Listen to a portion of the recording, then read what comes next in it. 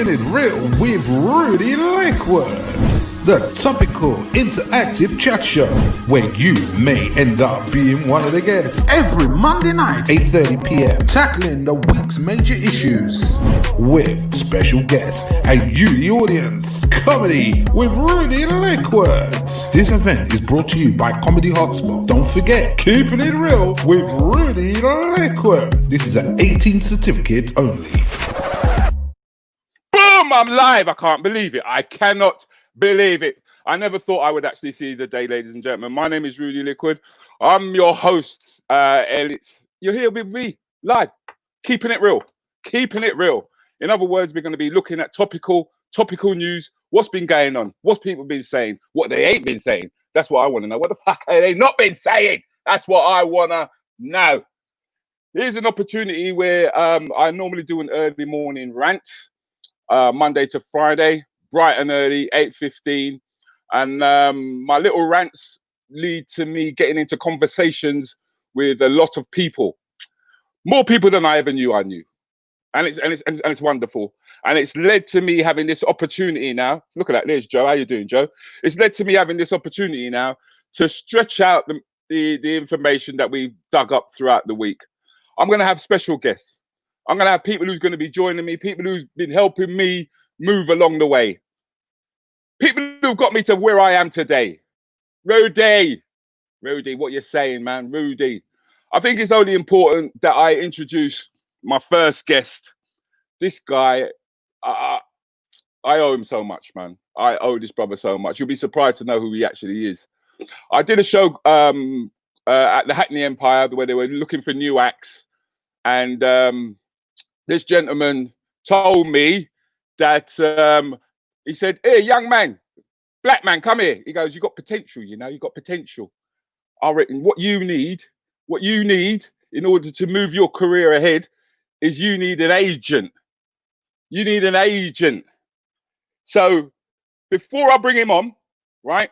Before I bring him on, I think we should have a little look at something like this.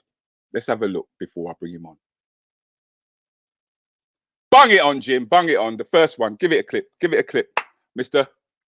We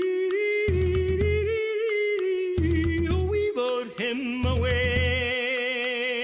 Vote him away, vote him away, vote him away, vote him away, vote him away, vote him away, vote him away, vote him away, vote him away, vote him away, vote him away, vote him away, vote him away, vote him away, vote him away, vote him away. In the White House, the mighty White House, the liar tweets tonight. In the West Wing, the self-obsessed wing, the liar tweets tonight.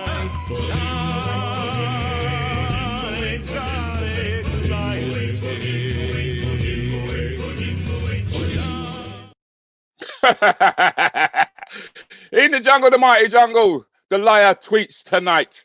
But joining me tonight is a really, really good friend of mine. Give him a nice round of applause. I know you're sitting at home. Give him a nice round of applause. Mr. John Mann. Hey. Yeah, see, I crave applause. You know, on Thursdays when people go out into the streets to applause, I'm out there just wishing it was a gig. Are you dying for a gig, John? Yes, I am. Even though I've sort of backed off of gigging and only gig half a dozen a month at the most, I really miss it. Yeah. Because the thing is that you've been really and truly, you've been one of the pillars of the alternative comedy scene, and you date. I mean, I don't want to put age on you. Do you know what I mean? But you go way back. You go way back. You go way back to when Phil Jupitus was but a little boy. Eh? Yes. I've known Phil since before either of us did stand up. So. Is it? You knew him before that?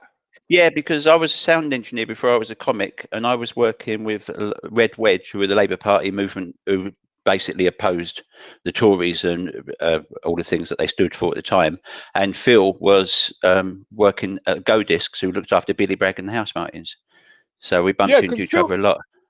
Because Phil was actually a poet as well, wasn't he? He was a bit of a Porky poet, the poet. Right? Yeah. That's how I remember he was known, and it was his Star Wars routine. I remember that really made him. Do you remember when he used to do that Star Wars routine? He did the tour Ready Jedi Go. Yeah. Which I was support on. I did the support on that tour.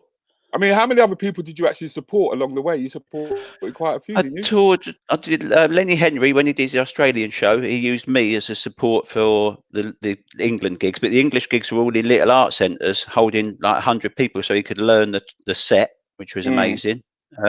I've toured with quite a few. Yeah, because I mean, this is what I'm saying. It's like there's a lot of comedians out there who've been doing like massive gigs, but nobody actually sees them on TV. No, Do you know what I mean? I mean, no. when I remember when I did my my show at the Hackney Empire, and Ben Miller was there. Don't know if you remember Ben Miller, and he went on Armstrong to and do, Miller, yeah, went on to do Lost in Paradise. yeah. And I ended up going off and doing the Real McCoy, and I also ended up doing the warm ups for Goodness Gracious Me. You know, So what year was your new act? Was that 91, 90? around 91, 92, isn't it? 91 is the year Tonkinson won it. Yeah, yeah. But Right. the thing is, I came after Tonks. Right, okay, so it'd been 92 or 3 then. Yeah, I came That'd be after. about right if I introduced you to Dudridge, because Dudridge was around in 93. So Yeah, yeah. That's when you introduced me to Dudridge. And that's when you look like this. Let's have a quick look at him. Let's have a quick look at the young lad. oh, you see, look at me. Oh, look at you there, man. In me Credit to the Nation shirt. Now, Credit to the Nation were brilliant. Do you remember them? The MC Fusion. He was very good young boy. And Right, they ended up not doing too well on the hip hop sort of mainstream, because Fusion was massively criticised because he didn't like the sexism and violence that like people like Ice-T did. So he was sort of pushed out. But then at that time, you looked a little bit younger yourself. Look. Yeah, look at me. Look at me. Look, I've actually got a head of hair. Damn.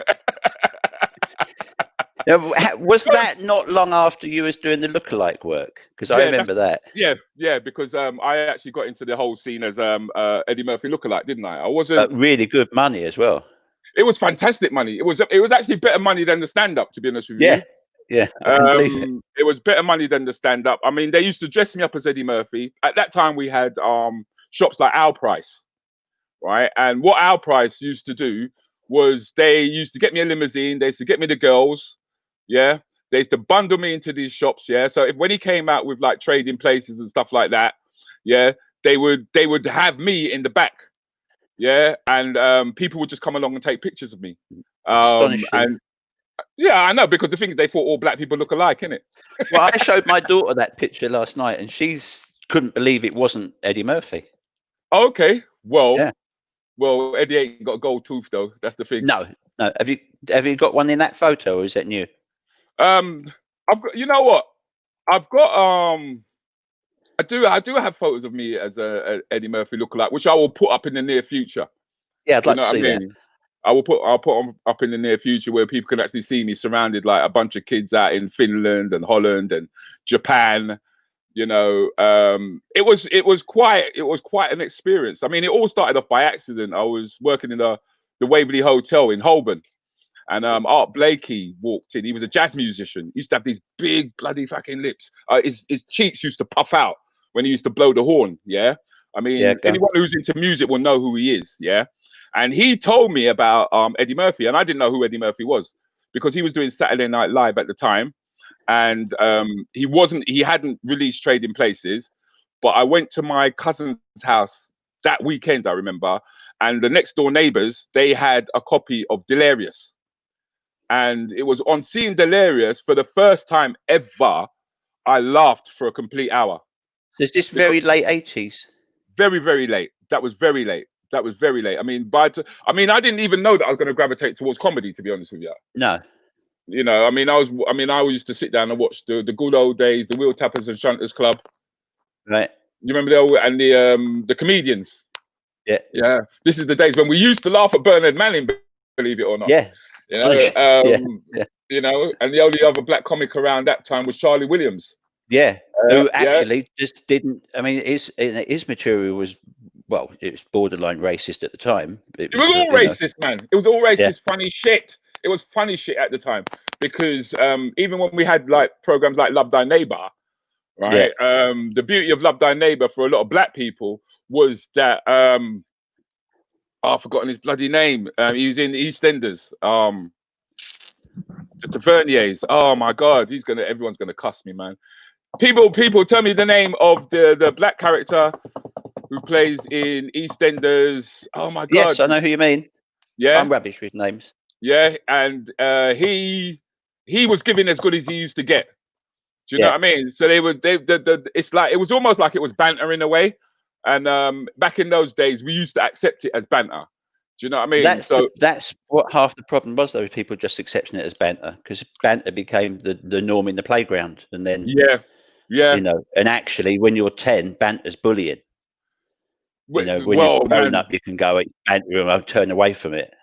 yeah, but now it's cyberbullying, isn't it? Now the kids are so fucking weak. It's all cyberbullying. Now they can get you without you even being in your house, now without you even being in the playground. But I mean, back then, that was just how it was, man. And we accepted it for what it was. Yeah. You know, and I think the sheer fact that alternative comedy did come along, and there was no sexism, no racism. Do you get me? You write your own material, all that kind of stuff kicked in, and it took the whole scene to another place. And I think that's when I myself began to become a little bit more politicized in the content and the material that I wanted to present. Because one of the first gigs that I did was down at your place in Harlow, if I'm right. Yes, yeah, the square. Now sadly bulldozed. That's gone, yeah. So It's yeah, no it got longer there. bulldozed. Well, it's been shut a few years, but it's bulldozed now. But So- they're still not building on the site. Okay, because who were the comedians who were passing through at that point in You time? can pretty much name a comic, you know. Go I on. mean, you know, Name some of them, name some well of them. from the top. Yeah. Obviously, Eddie Izzard did it a lot. Bill Bailey did it. Yeah. Pretty Jack D did it. Yeah. Bob Mills did it. Every single week was just the top names. Joe Brand. Joe Brand did it a lot. You can't name a big comic from the sort of 1990 to 1996 that didn't do the square. Just everybody did it.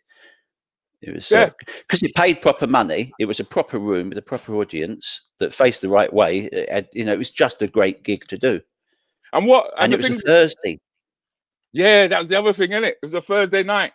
It was a Thursday night because I remember having to drive down there. Do you know? Heading down, was it the M11? I used to have to head down. And the M11, yeah, to get to you. And I think you kind of like showed me that you didn't feel like a gatekeeper to me. You didn't feel like I don't know what it was that you kind of liked about what I was saying or whatever. Or I didn't feel like I was a token, basically. No, not at all. And I think the thing is with the square, particularly at the time, is the audience. I mean, you know, it was 115 audience every show, but at least 100 of them went to nearly every single week. So the audience just knew what to expect. The audience were warmed up within minutes of you going on. The audience were just up for it all the time. And the audience, they knew comedy. And I think audiences that know comedy understand comedy. And as an actor, you end up enjoying it more. So all the acts relaxed into it within seconds of going on stage. And that's what I love. Perfect room. That's what I love because I found that I was able to. I felt like I was the Black British comic. I actually I didn't feel a sense of like I had to be like an American comedian. I could talk about the things that was happening around us today. Do you know what I mean? Yeah. And that I found that people related, which was quite surprising. Because Felix, God rest his soul, it was one of his favourite rooms. He loved it. Yeah, I mean, the thing about Felix was everywhere I went, I saw his photograph. yeah. But I think I can go all the way to Perth. Yeah, I can go all the way into Wales. Yeah, I can go into Ireland, right? Because when we used to play Belfast, right, and Felix picture would be there. It was like everywhere I went. I remember one Saturday night, everyone went to the Comedy Cafe, and then after the Comedy Cafe, we went to somebody's house in Crouch End, and I left about 6:30, 6:45 in the morning, and I was just walking up to get my car, and I saw Felix walking down the hill, dapper, like really dressed gorgeously. I went, all right, Felix, are you just on your way back from a gig? He said, no, I'm going to go and buy a newspaper. It's just beautiful. He just, you know, he just dressed up better than anything just to go and buy a paper. Felix used to always wear proper clothing, bruv. Yeah. proper clothing. That was the other thing Yeah. that I liked about our circuit, was that you can come and dress as much as well as you want to, you know. But I wanted to talk about the your meme. You've got that meme out there that's hit. It's done something like 4.2 views, if I'm right. Yes, 4,500 views. Now, there's a little thing you can get that shows you how many people have seen it. And just over 1 million people have seen it, which is weird, really, because it's just something I knocked out in the morning. Just one morning, I was just sitting there bored, and it occurred to me that's quite funny. So I made it. And I mean, I've only ever made 5 memes in my life, and this was the second one I'd ever done. And and I think the thing is that people just got it straight away, because it's that Dad's Army, that pay attention, men. And the whole point of the government's argument at the time was that we'll send the little kids back. And then it was the age of the kids they were sending back. It's not even as if they were sending back older students and mature students. But I think kids that could understand it. What I like is that you've actually hit the temperature of the nation of our nation. Do you know what I mean? People were outraged. Yeah. Properly outraged. And you could tell that by the number of councils that immediately said, no, our kids aren't going back. You know, like Liverpool did it first, then Manchester did it. Quite a lot of London boroughs did it. They did it around here. They did it in Essex. Loads of councils went, no, if as a school you can ignore the government's guidelines and regulations because we're not sticking to it. It's disgusting. Oh, you're gonna ignore them, because when you got people like Boris Johnson telling the biggest lies on the planet. I mean, one of his what was it like? One of his lines was his biggest lie was I've not told a lie since I've been in politics. It's just, you know, there we go. Hey, yeah. It is. And the thing is as well, when politicians say, like, I mean, Trump's the worst at it, obviously, but when he said that, there's actually no reason for him saying it. If he should have just said, he said it randomly.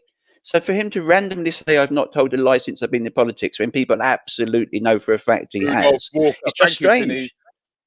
Yes, it is. Rudolph but then Walker. That's the brother. Yeah. But then that's typical of our government. That's typical of our government. Do you know what I mean? Constantly lying to us. You know, constantly telling us the bullshit. You know, and this show will actually give me an opportunity to air certain views when it comes to that, as well as finding out what people at home think. But for now, John, right? I just want to do a quick section with listeners at home. All right. Yeah, cool. Can I just tell Colin Mayhew that if he has a look online, Philly's gigging as Porky in the next couple of next year, I will send him later a link to where he's doing. Okay. We'll do that. Do that. But I'll be back with you in a minute, John. I'll be back with you in a minute. I want to talk to the listeners. I want to talk to you guys at home. I want to set up something for you guys, right? I want you to send in some sketches to me. Right, I want you to send in some sketches to me, and the sketch has got to be about, did you know something? All right. So, did you know? And you do your little sketch to out to us what it is you want us to know. So, here's an example of what I'm talking about. Did you know that hypertension and heart disease kill more blacks than anything else in America? I didn't know that. I thought it was the police.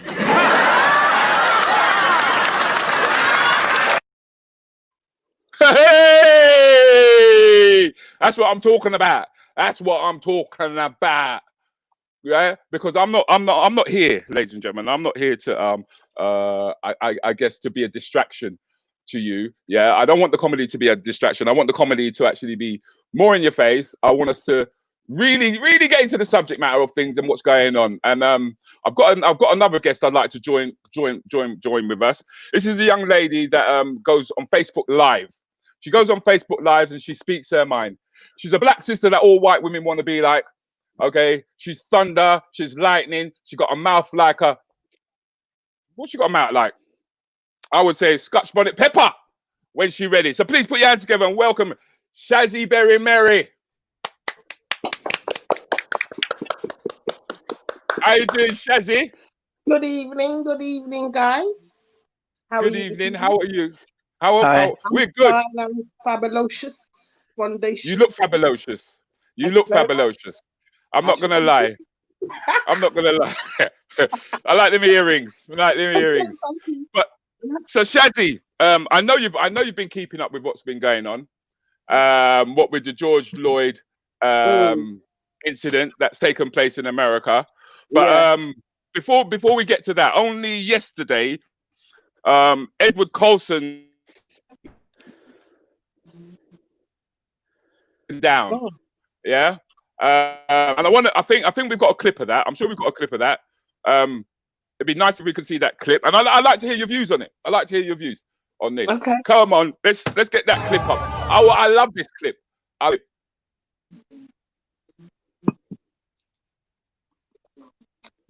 No, What's the clip happened? did not go up.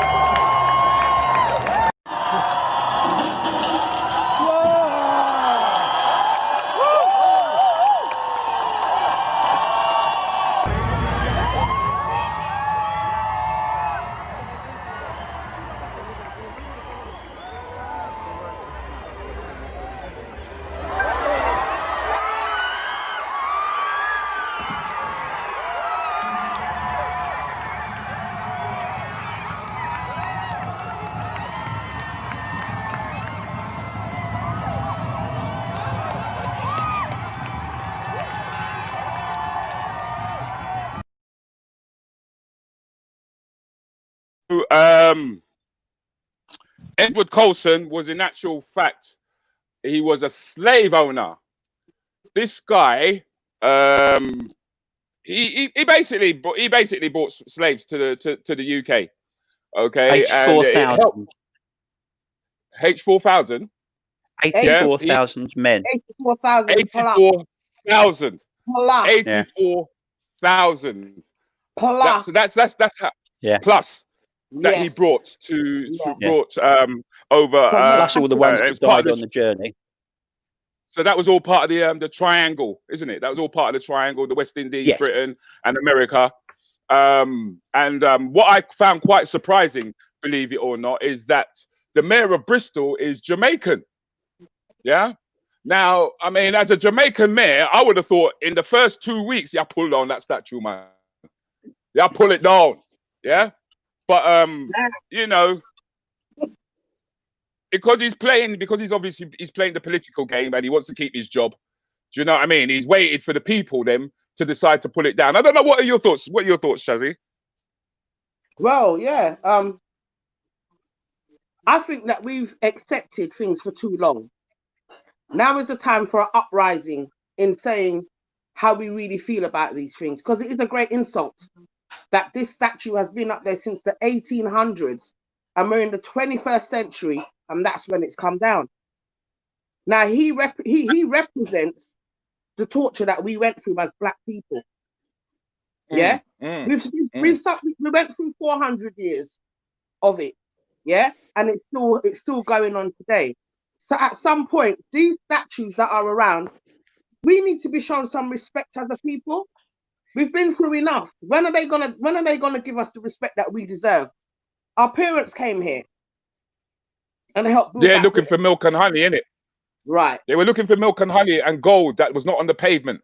Do you know what I mean? All they found was outside toilets and subtle racism. That was all they found. Right, exactly. My dad came here and he came as a young man in his 30s, and the things that he endured as a 35-year-old man, when he bought his property, his only property, he bought it. He went through racism because the first place my dad viewed was in Acton. Okay. And the neighbor who was going to sell my dad the house said, you know what? I really want to sell you the house, but the neighbors have already told me that if I sell it to a black man, I'm going to make his life hell. So we've endured enough. This statue should have been brought down a long time ago, not yesterday. Do you understand? Well, however, the generation that is coming up they're not putting up with the bullshit. Yeah, they ain't putting up with the bullshit because they're more multicultural. They're more. Although there wasn't a lot of people of my color, they're bringing it down. But the generation that we have thought about are more multicultural. They're more sticking together. and see the injustice that is done onto our black people, and they're not having it at all. So you know what? Good for them. That's because it's nice to. That's because it's nice to see that the responsibility is no longer just on black people to turn around and say, do you know we're being oppressed by this hidden hand that we can't see, which is institutional racism. Now we've got young white kids, we've got young black kids who are actually doing something about it. And to me, it was almost a slap in the face to all the London black youth, the ones who were causing all the problems yesterday in Trafalgar Square, that we had to step outside the M25, right, in order for the youth them outside the M25 to show us what riots are about and how you can create change, without having to go around kicking up the police, when these police officers in the UK, I'm gonna keep it real now. The police in the officers in the UK weren't causing the disturbance. You know, they were allowing the protests. They know the situation is a delicate situation, so they provoke them, and we know that the children, our children, don't put up with what we've put up with.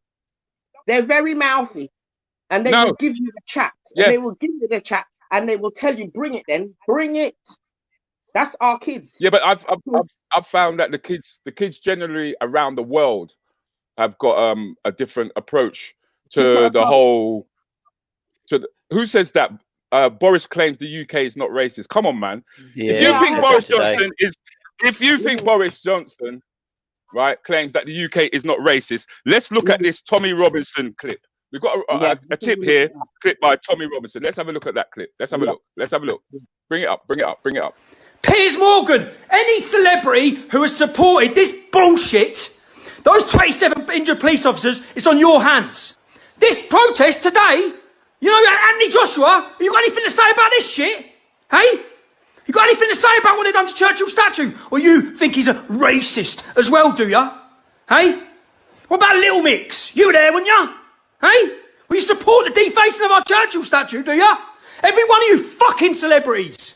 All jumping on your little virtue signalling bandwagon. Bullshit! Bullshit! Do that! It's you lot, that's what it is! Yeah, he sounds like Mr. Manning. And the thing is, he's calling out Anthony Joshua, you know. The brother's calling out Anthony Joshua. You know what? I don't even reckon we would need Anthony Joshua to deal with the man. Just let Little Mix deal with him. Let Little Mix just deal with him. Then we'll stomp all over him with their heels, man. I would just let Little Mix just mad up the boy. Am I idiot? That boy's an idiot. I wouldn't let all of them. I'd just let Jessie do it on her own. Yeah. Because the thing is that I don't like the double standard thing. I really don't like the double standard thing. You understand what I'm saying? Because the reason why we had reason for taking down that statue. That's what a protest is about. That's what a protest is about. I mean, I remember when we went into Baghdad, right? We went into Baghdad and we took down Saddam Hussein's statue. Do you remember that? Yeah? And all the British people were like, yeah! You know, because they wanted to see the change, and then all the Iraqis came out with their sandals and they started slapping it on the head. Pat, pat, pat, pat, pat, pat, pat, pat, pat, pat, pat. You know, it was like one of the biggest insults you could have ever done to the sandal thing, yeah. Was the sandals, isn't it? Sandals is massively insulting, yeah. That's worse than dropping a C-bomb on them. It's horrible. They hate the sand, you know. That's a proper insult. So Tommy Robinson. So Tommy Robinson is deciding that he's gonna gather his people and he's gonna come down this weekend, I believe. So let's look out for him. Let's watch out for him. And the moment he comes, I just want everybody to turn on them because they always disrupt. No doubt that will happen. That will happen. The young people are not having that. Whereas like our parents and some of our age group would just stay back and we shall overcome. That ain't happening no more. That's why I'm saying that ain't happening no more. That is why I'm saying that Amazing Grace ain't happening. No, Amazing Grace. No, more. I can't sing that song, Amazing Grace. I can't sing it because he was a slave owner as well. The brother who sang the Rose.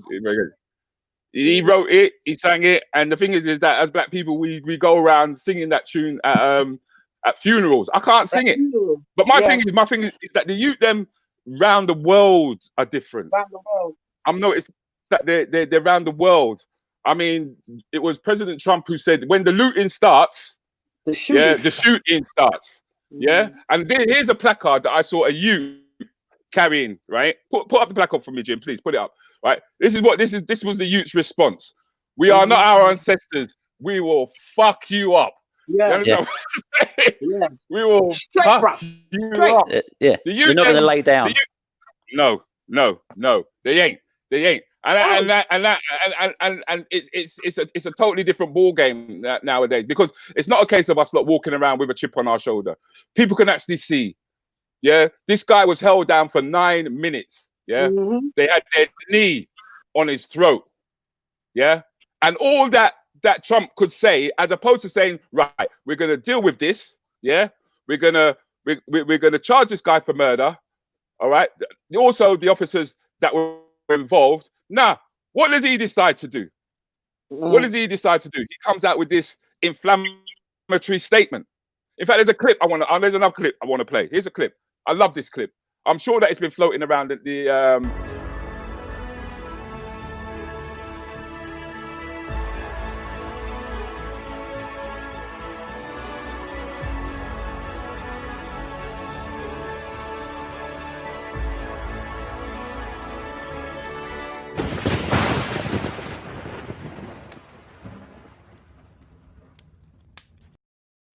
yeah. Yeah. Yeah. Pop, pop. Yeah. That's what I'm saying. Yeah. That's what I'm saying. You need to WhatsApp that one to me, yeah? Is it that one's all over my page, man. That one is all over my page. Seen it from you. You know? Because this is what I like about the early morning rants. I get people sending me loads and loads of clips that we use in the morning and we talk about. And it kind of like pushes the conversation along. It gives me a good idea of what people are thinking and what they are saying. And I ask you guys to continue doing that, continue linking up with me in the morning. It will help this show in the evening. But I am now starting to get really, how can I put it, man? I'm seeing a lot of deaths. I'm seeing a lot of deaths, man. You know, and with COVID as well, it's made it hard. You know, it's really made it hard. I mean, the moment the COVID thing stepped in, it was like toilet paper went through the roof. Do you know what I mean? I was beginning to wonder if people at home were eating toilet paper. Do you know what I mean? What were they barbecuing the toilet paper? What were they stewing the toilet paper? What were they doing, man? How many times do you need to wipe your batty? That's what I want to know. You know? Did you see that bloke that tried to take 600 toilet rolls back to Tesco? And Tesco said, no, you keep them. You know, he actually tried to take it back. Yeah, he went out and he bought, at the beginning of it all, he just bought so many toilet rolls, then realised actually a month, 2 weeks later, you can buy them everywhere. But where did they get that concept from? Where did that come from? That came from what happened in Australia. There was a genuine shortage of toilet rolls because the factory that produces them for part of Australia caught fire. So there was going to be a shortage of toilet rolls in Australia for maybe a fortnight. But people over here saw that, linked it with COVID, and went out and panic bought. Yeah. I used to write a column in a newspaper in Hertfordshire, and 1 month on this column, I just wrote this thing about there's going to be a shortage of peas, just for a laugh.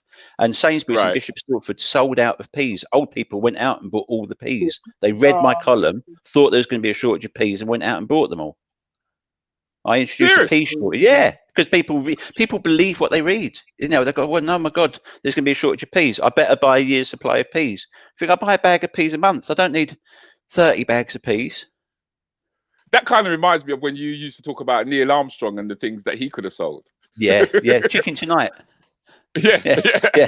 I forgot about I remember that. Remember you used to tell us that when Neil Armstrong, a small step for man, giant leap for mankind, most famous thing ever said.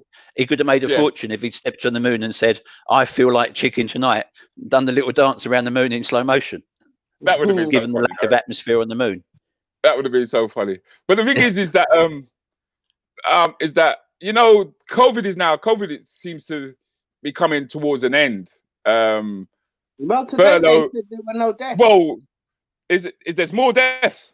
There's no Is that deaths right? today. There was no deaths of COVID on record today. That's what I heard on the news. No, in Scotland and Well, Wales, and there's mm, no. What's happened is that New Zealand have completely got rid of it. Where? is it? It's totally gone in New Zealand.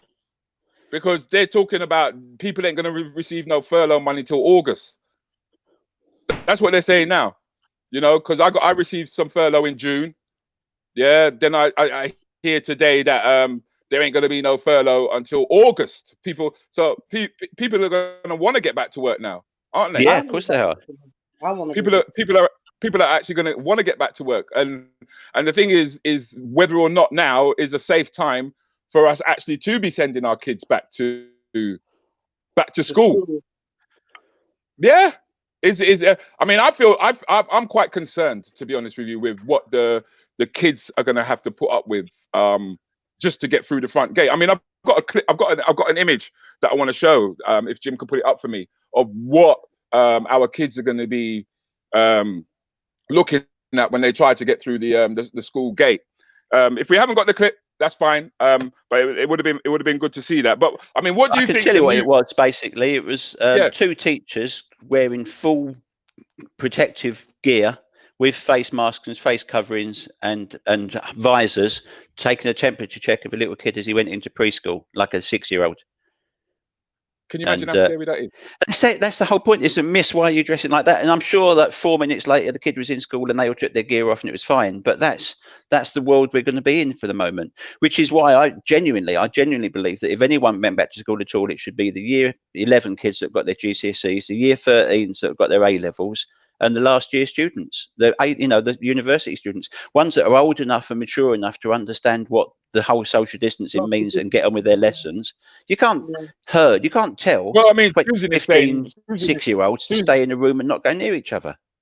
Well, Susan's concerned about what if there's a second wave? What if there's likely to be a second wave of this?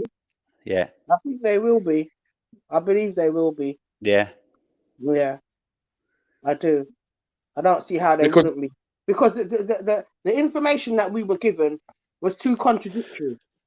Don't go to school, go to school. Don't go to work, don't go to work. Don't take London transport, but go to work. Walk if you have to, but don't go on the train. Do you understand? Then, no, madness. It's pure madness.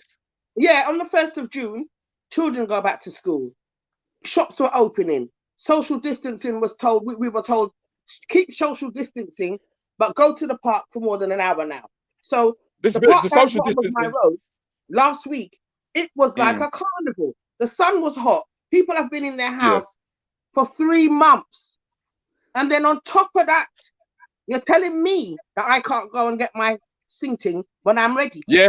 That's for all those people who don't have partners, whose partners are don't live in the same household. Me and you are all right in it, John. You got wifey in it. You got wifey in it, John. Yes, of course. So but the thing is, have you been making love with a mask on? You know, social distancing and all the safe. we got an enormous bed. So I'm feeling sorry for all them and all them sisters who can't get their things. You know what I mean? Because of the social distancing. So them there. But then people completely ignore social distancing when it suits them. In front of me now is a window. Just over there is a window. If I walked over there and looked out the window, I could see the beach. On the sunny days 2 weeks ago, that beach was packed with people not giving a shit. No. Today, it's a bit cold and back to normal, and there's just the people who live around here walking on the beach. Right. No, but you can't really blame them, man, because how can you on one level say that we got to have this 2 meters apart? Yeah, you're queuing up to get into Iceland. Yeah, you're 2 meters apart, and then you go into Iceland, or you go into Asda, you go into Sainsbury's, and then you're brushing shoulders with these people. Yeah, you're not allowed. Social distancing. Get out my way. Get out my way. That's what I'm doing. That's what I'm saying. And then social distancing. And that's the same. That's the same thing with the bus. Do you know what I mean? You're not allowed no social distancing. It's like when you're sitting on the bus, everyone's got to cram up. You know. But the thing is, John and Shazzy, we've actually run out of time. Oh, bless you. We've actually run out of time. I think it really was quick. It just goes to show that when you've got something to say and you're moving along very passionately, that time just whoops, it just disappears. But like I said, ladies and gentlemen, for all of those, I want to know if you can send me your sketches. Let's not forget your sketches. Okay. Don't forget your sketches. Yes. Did you know sketches? Yeah. See what you can come up with. See what you can send to Rudi Lickwood. Right. And you can join me here. I won't tell you who I'll be with next week. That's going to be a bit of a surprise. All right. And obviously, we're going to have Shazzy back. She's going to be one of my regulars because, as you can see, she's got plenty to say and she hardly had a chance to get it out today. Your guest next week better not be Tommy Robinson. I think we should get hold of Tommy Robinson, like how we'll be down here. Yeah, I'm also grab hold of him and shackle him and put him in the back of my shed. Put him in the back of my shed. Do you know what I mean? Put him next to. Put him there. I'm gonna take him down to Brixton. No, bring him down here. No, I'll bring him to Peckham. I should bring him in Arlesden. That's what I'm saying. I should bring him in Arlesden. Take him to one stop. Exactly there, right there. Just leave him at the lights. Bring him and Liam Nielsen. You know what I mean? So anyway, yes. Thank you, Rudi. No, John. Thank you very much, man. You got my. You're welcome, mate. I'll speak to you in a week. Shazzy, thank you very much for being my first guest on my show. Obviously, I'm going to have you back about that. So, ladies and gentlemen, you guys go and have a good day. This is Rudi Lickwood, Keeping It Real. Thank you very much for joining me, and I will see you guys next week. Hit me in the mornings, Monday to Friday, 8:15.